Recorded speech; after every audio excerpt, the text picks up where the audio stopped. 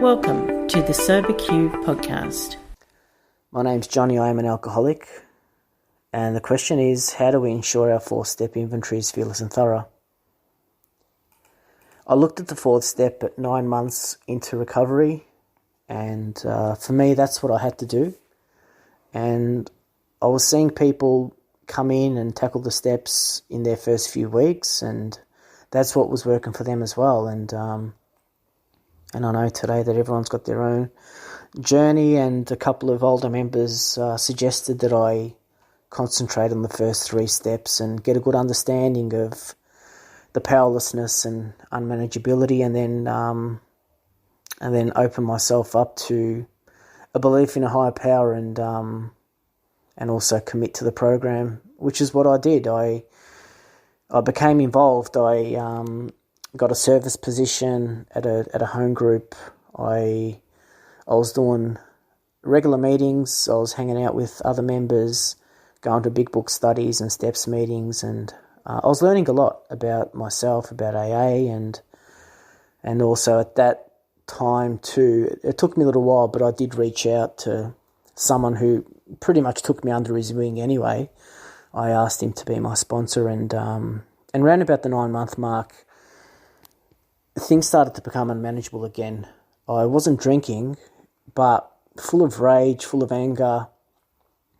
The insecurities started to pop up again, the fears, and I was sort of acting out in ways again, and I wasn't feeling good about myself, and I knew that being almost 9 months in, I couldn't operate like this for much longer. And so, my sponsor at the time, he kept on spurring me on and encouraging me to keep chipping away at the 4th step, and that's what I did. It was a slow process.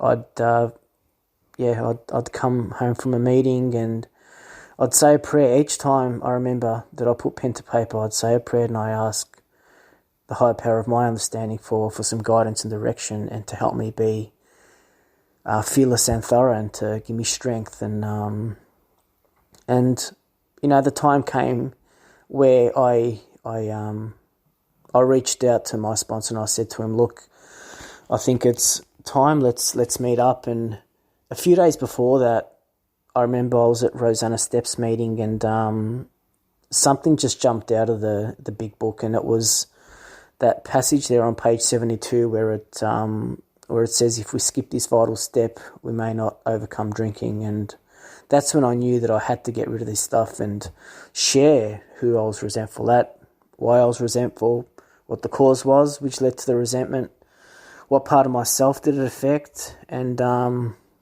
have enough humility to swallow my pride and admit what my mistakes and what my faults were in the situation. So I did that with my sponsor, and there was relief, there was freedom, and there was peace. So I suggest that to anyone who's thinking about doing the 4th step or doing it again.